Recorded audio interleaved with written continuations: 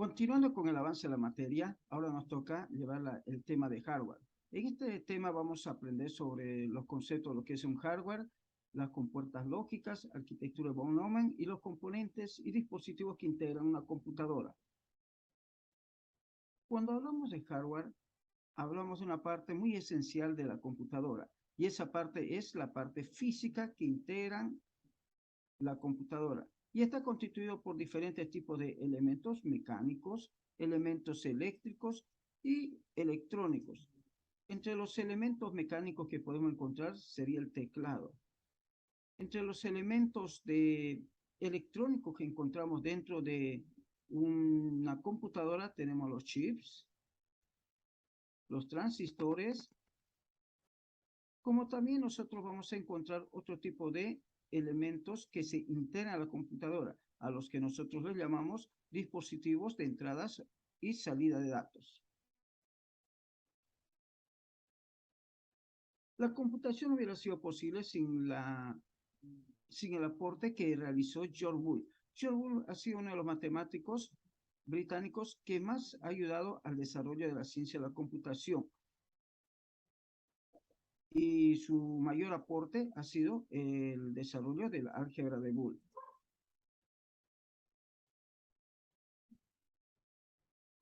¿Qué es el álgebra de Boole? Cuando hablamos del álgebra de Boole, estamos hablando de una técnica que permite operar expresiones de la lógica proposicional. Esta estructura algebraica permite esquematizar las operaciones lógicas asignando un valor de 0 para el falso y 1 para el verdadero.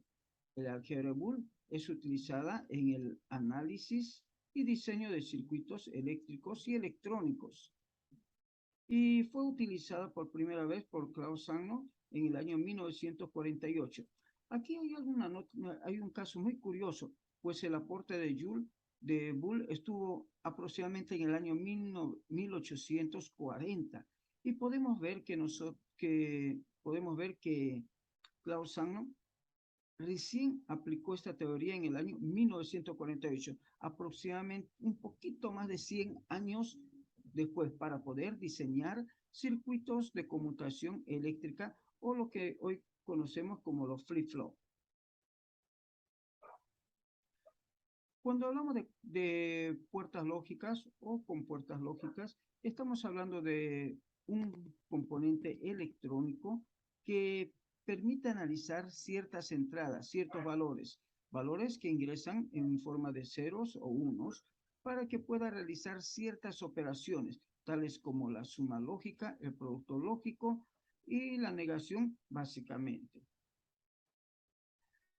Existen diferentes tipos de operaciones lógicas, y las más conocidas son la NOT, o la negación, el AND, o la conjunción, y el OR, o la disyunción.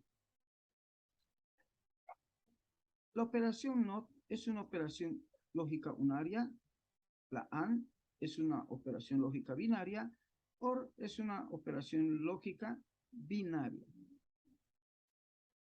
Cada una de estas operaciones lógicas se corresponden con una tabla de verdad.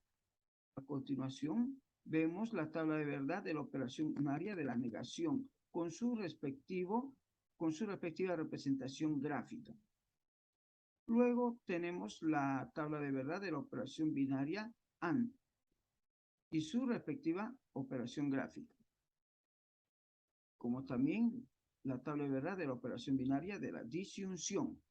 Lo que se puede notar en estas tres tablas es que cuando yo estoy trabajando con la operación lógica de la negación, cuando mi entrada es 0, mi salida se niega.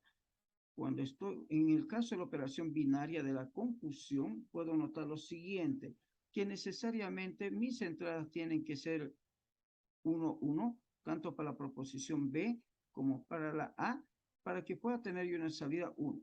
En el caso de la disyunción, cambia.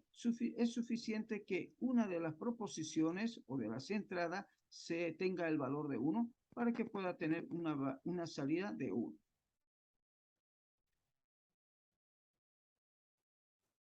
Una manera de poder ver el funcionamiento o comportamiento de estas compuertas lógicas es utilizando un simulador. En este caso, el simulador Logic es uno de los más adecuados, pues me permite visualizar de forma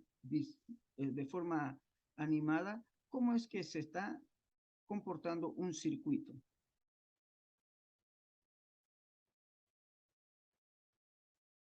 Ahora responderemos a la pregunta de qué es una computadora, ya que hemos podido conocer brevemente cómo está integrada una computadora desde lo más simple. Hablamos de los componentes electrónicos, los componentes electromecánicos y ahora entraremos a ver a la computadora como un dispositivo constituido por muchos elementos. Una computadora es un dispositivo capaz de realizar y controlar a gran velocidad cálculos y procesos complicados que requieran una toma rápida de decisiones. Cuando vemos una computadora, vemos una realidad unitaria. Esa realidad unitaria es el hardware y el software. El hardware está netamente vinculado con la parte física, mientras que el software está vinculado con el conjunto de programas y aplicaciones que integran una computadora. La función que cumple una computadora es la de procesar datos. Una computadora requiere de que se le suministre datos, luego agarra y almacena esos datos en la memoria.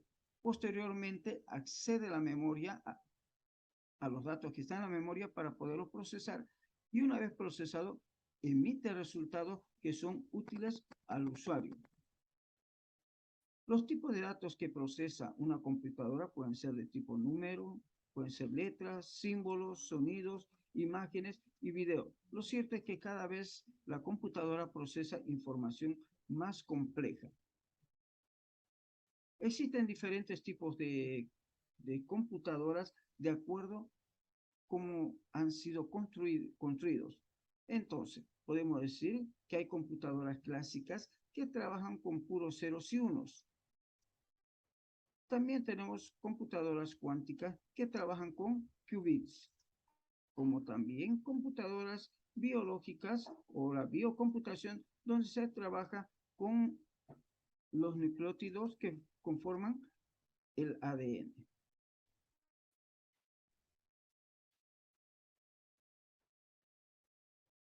Un sistema computacional está organizado por diferentes partes que se integran de la siguiente manera. Viendo el diagrama de cebolla podemos ver lo siguiente, que bien en la parte más inferior está el hardware. Luego viene el firmware. El hardware es la parte física, como habíamos dicho anteriormente. Luego viene el firmware, que está constituido por un conjunto de programas que están grabados en los chips. Posteriormente vienen los ensambladores, que son programas que permiten hacer la traducción o comunicarse directamente con el firmware. Luego viene el corazón de todo sistema operativo, el kernel. Cada sistema operativo tiene un kernel. Uno de los kernels más famosos y más conocidos es Linux. Sistema operativo. Existen también varios sistemas operativos que son monolíticos o monotareas y multitareas. Entre los sistemas operativos monolíticos tenemos a DOS.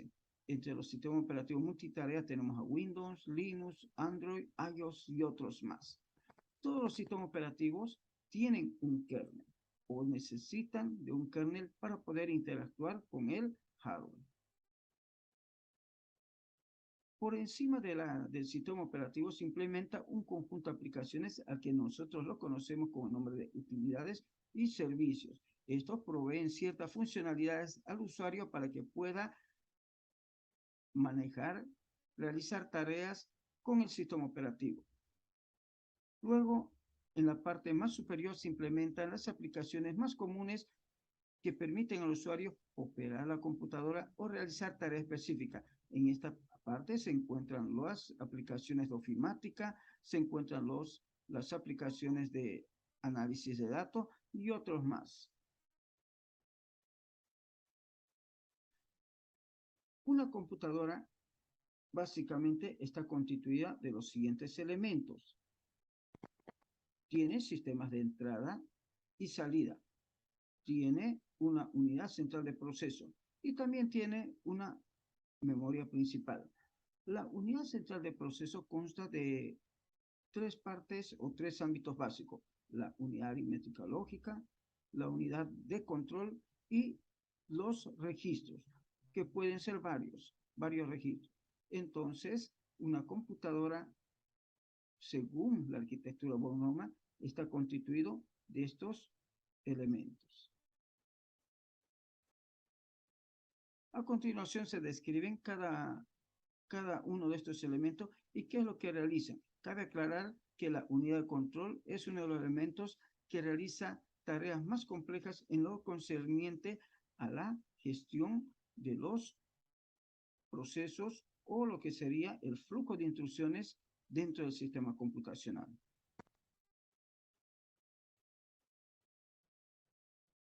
La computadora ha ido desarrollándose continuamente con el transcurso de los años, las décadas, y actualmente la computadora es un sistema cada vez más complejo, pues actualmente la computadora no solamente tiene unidades de entrada, unidades de salida, sino también tiene unidades de entrada y salida, tiene una unidad central de proceso cada vez más complejo, tiene una memoria principal de trabajo, como también tiene una memoria ROM.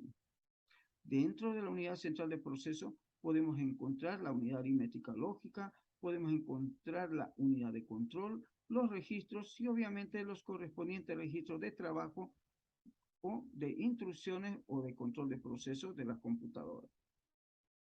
En el material que les he pasado podrán encontrar los conceptos y poder estudiarlos de forma más detenida para poder responder los cuestionarios que se emitirán en su momento. Así que pasamos más adelante para poder decir que dentro de la computadora se maneja también el concepto de unidades medidas.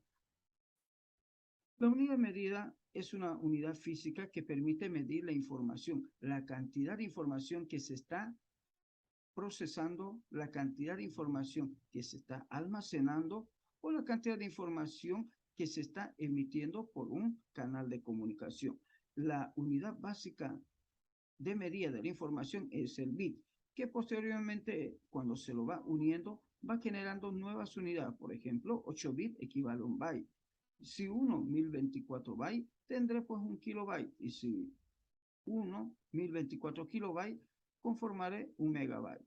Y así, si uno 1024 megabytes, tendré un gigabyte. Lo interesante de esto es lo siguiente, que estas unidades de medida tienen cierta relación. Cuando manejo archivos de texto, simplemente trabajo a nivel de kilobyte. Cuando creo archivos de ofimática, normalmente tienen el tamaño de un megabyte.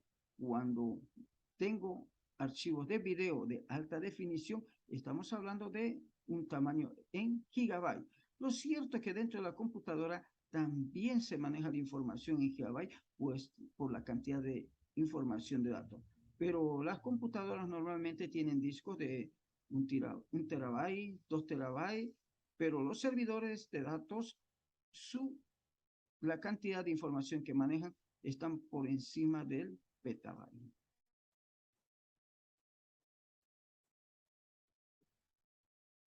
La unidad mínima de asignación de tiempo de CPU es el quantum.